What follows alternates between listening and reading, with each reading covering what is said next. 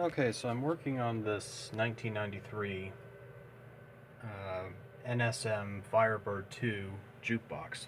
The issue that this thing has is a belt that is worn out. It's that belt right against the mirror. Has a lot of slack in it, and every time when you select a disc, it goes down but doesn't click to lock it in place. What happens is the disc flies around inside the disc tray because it didn't click all the way down. So I'm going to select the track by putting a quarter in.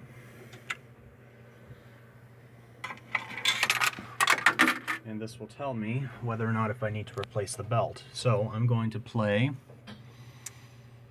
Body and Soul by Frank Sinatra. So 03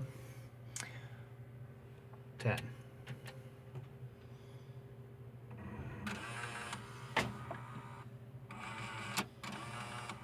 Uh-oh.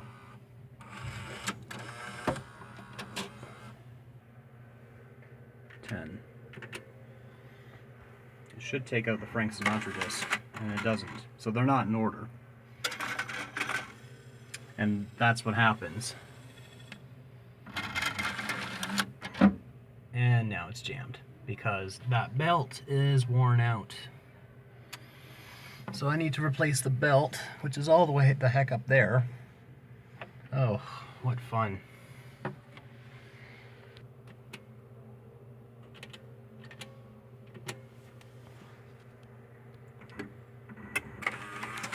Okay. And that click sound is what it's supposed to do, but it doesn't.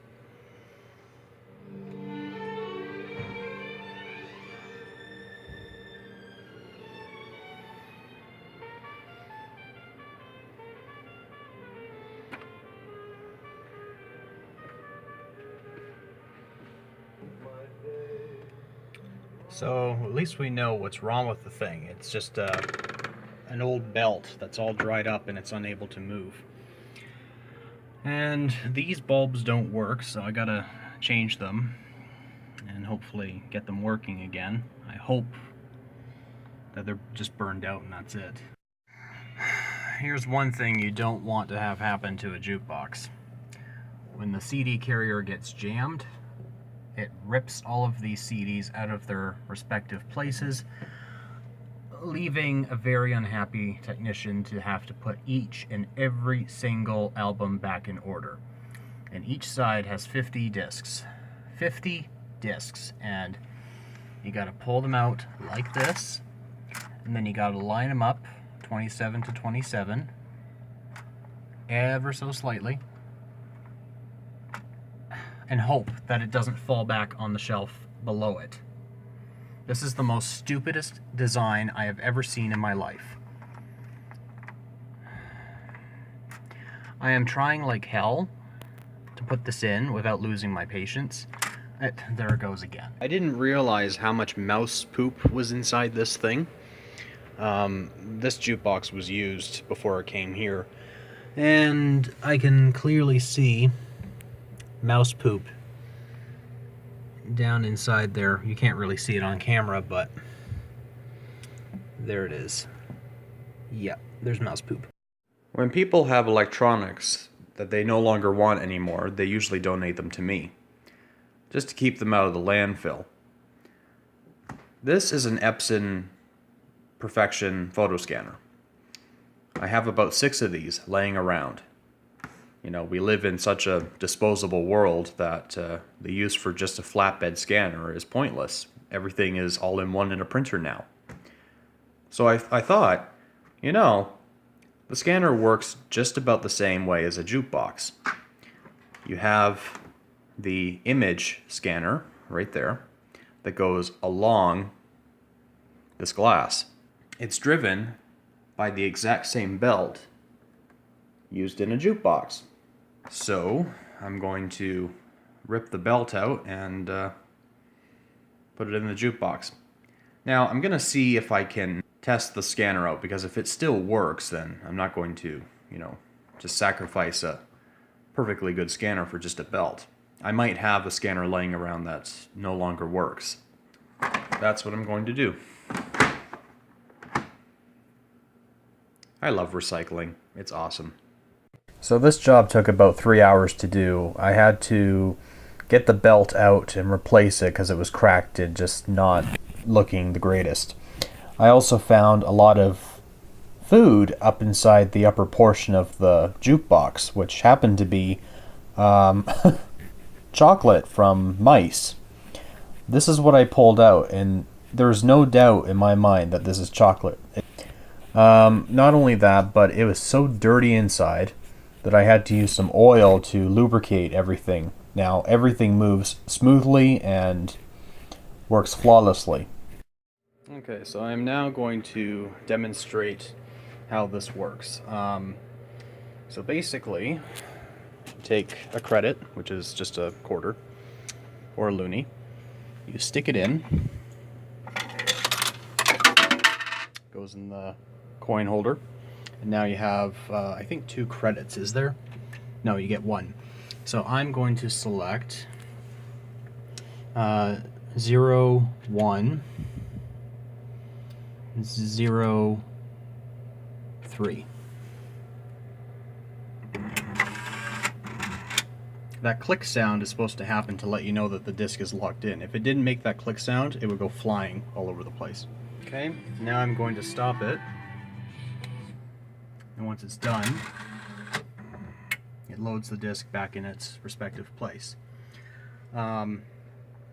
This up here was all jammed up. One of these tabs was broken off. If any of the tabs are broken off and the paper is poking out just the slightest, the magazines will not move. Now, when I push the button, it moves. And the bottom, I have oiled everything. The belt, the pulleys, the gears, everything has been oiled. I'm not going to clean the mirror because I just can't reach in there, and besides that, you can't even see it with the door closed. Next thing I got to do is I have to replace the bulbs. There are 4-watt fluorescent bulbs.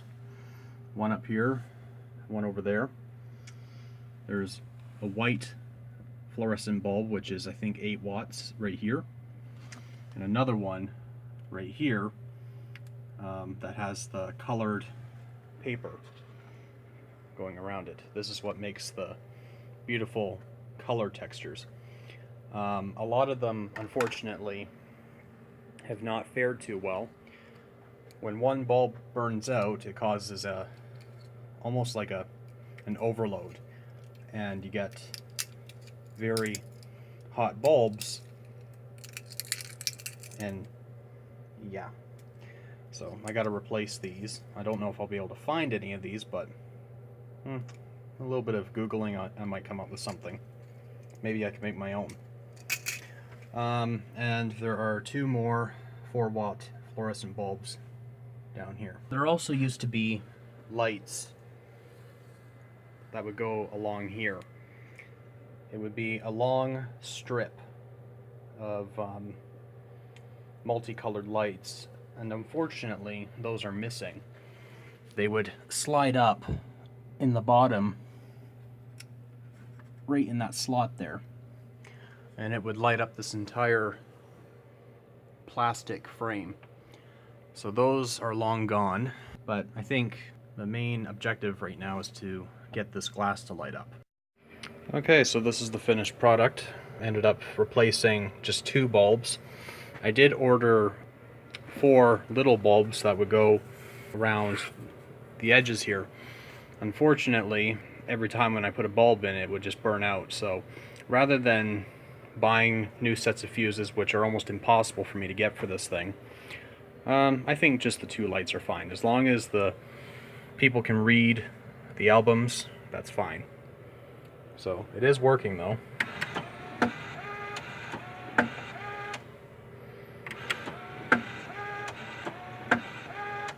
And I have it playing with 99 credits loaded in the system, so it will play 99 songs for free. And yeah.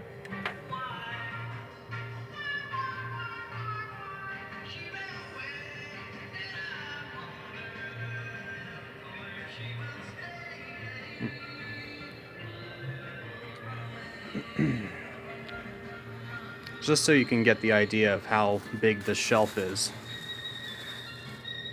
Yeah, it wasn't fun moving that out by myself, but it's done. Anyway, thanks for watching this jukebox R&R video, and I'm happy that it can now be used.